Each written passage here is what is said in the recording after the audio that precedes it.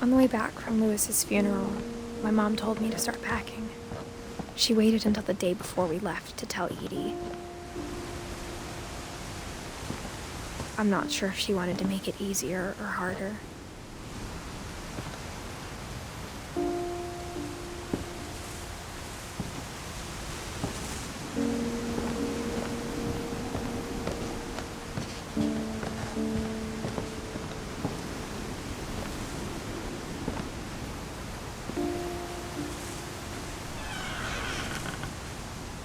I wish we'd stayed. But I understand why we left.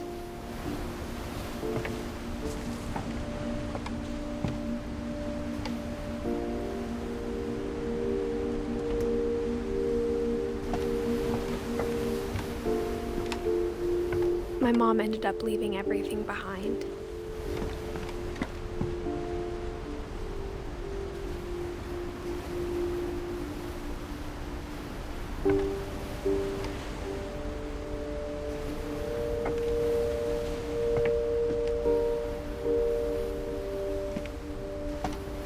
What happened that night had been coming for a long time.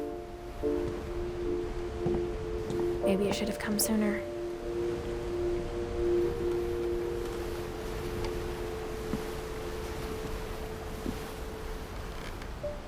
But it had to end one way or another. All that's left now is to tell you about that last night.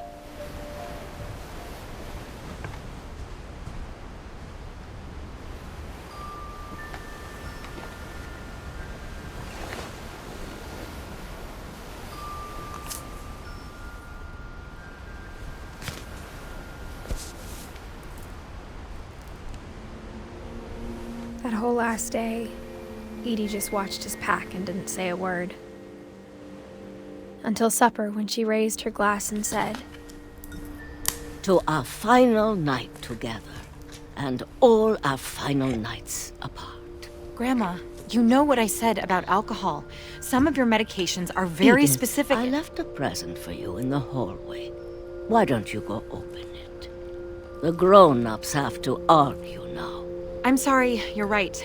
We're all leaving tomorrow. Let's just enjoy our last... I'm not leaving. Edith, you're excused.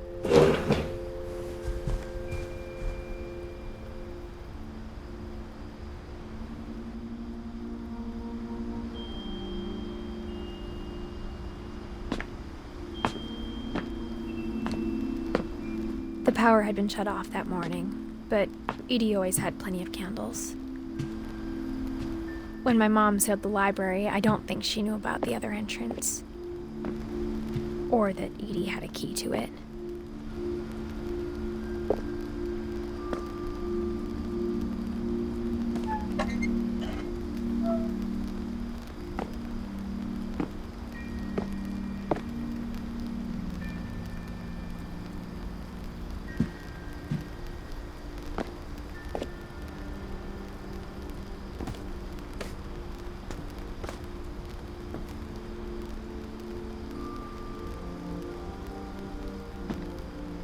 That thing you're afraid of isn't going to end when you leave the house. Edith has a right to know these stories. My children are dead because of your stories! I think it's best if Edith and I leave tonight. We'll have the nursing home send a van for you in the morning, okay?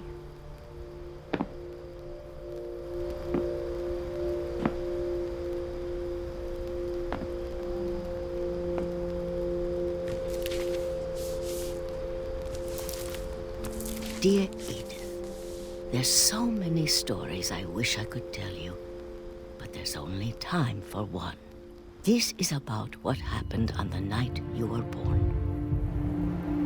That night, the tide went way, way out.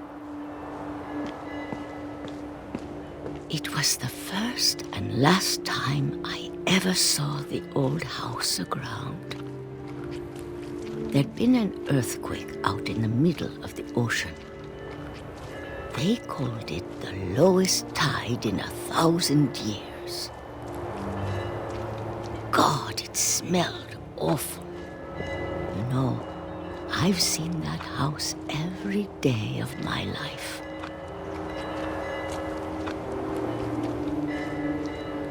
But I never thought I'd go back to it. When the fog rolled in, I lost my way.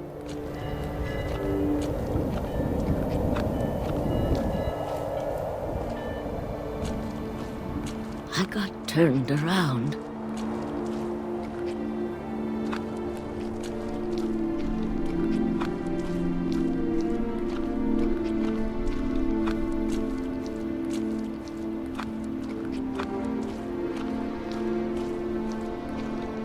For a while, I wandered.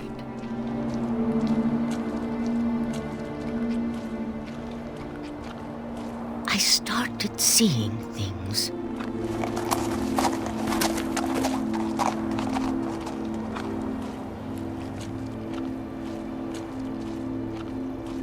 Things I'd forgotten had ever existed.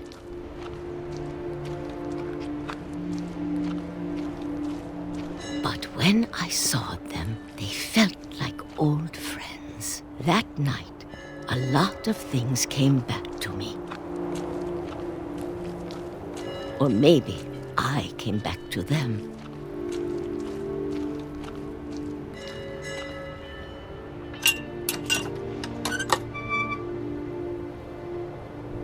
Things I can't explain, but that I need you to try and... Edith, what are you doing in here? It's mine. Edith! Mom, you're gonna rip it! Let go! I kicked and screamed, but Mom dragged me to the car.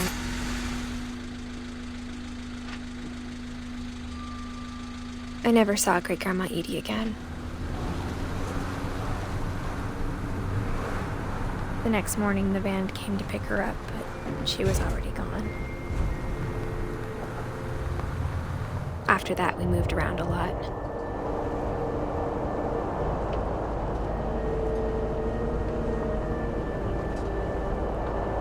We both tried to make the best of it.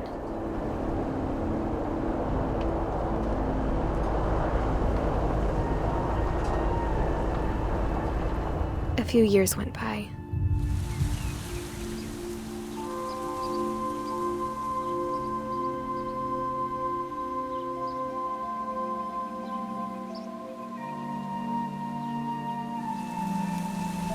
My mom didn't like to talk about it, but she started getting sick a lot.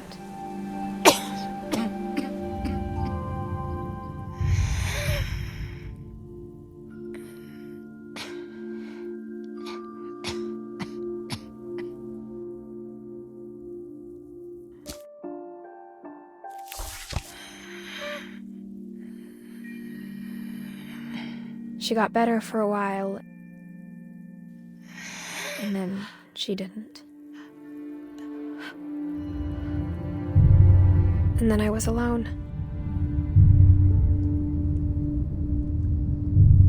The last Finch left alive.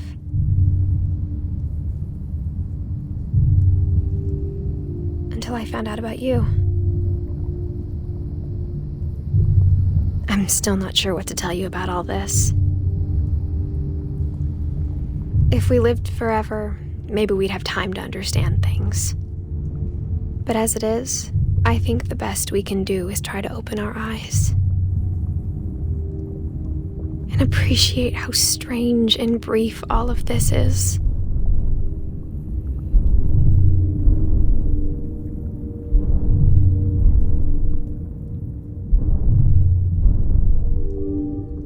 This journal was supposed to be for you.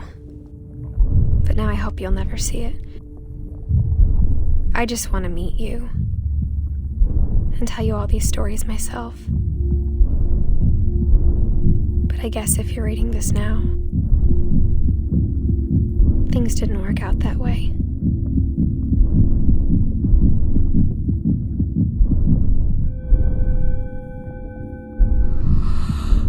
This is where your story begins. I'm sorry I won't be there to see it. It's a lot to ask, but I don't want you to be sad that I'm gone. I want you to be amazed that any of us ever had a chance to be here at all. Good luck.